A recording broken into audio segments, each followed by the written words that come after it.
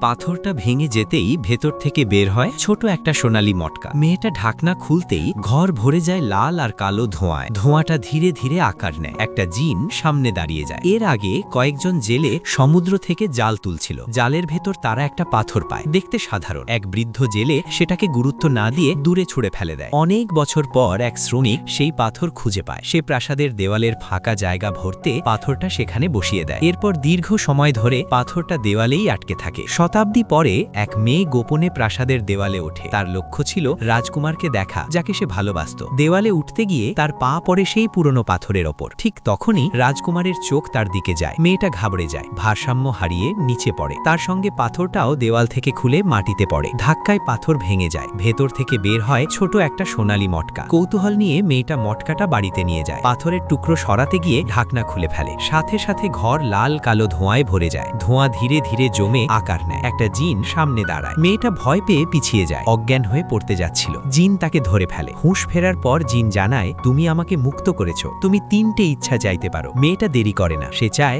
রাজকুমার তাকে বিয়ে করুক। জিন সম্মতি দেয়। মেয়েটার চেহারা বদলে দেয়, তাকে অসাধারণ সুন্দর করে তোলে। তারপর রাজকুমারের কানে মেয়েটার নাম পৌঁছে দেয়। রাজকুমার ধীরে ধীরে তার দিকে টান অনুভব করে। অল্প সময়ের মধ্যেই তাদের বিয়ে হয়ে যায়। আর সেই জিন এখনো বেঁচে আছে আজকের সময়েও। এখন সে নিউ ইয়র্কের এক নারীর কাছে রয়েছে।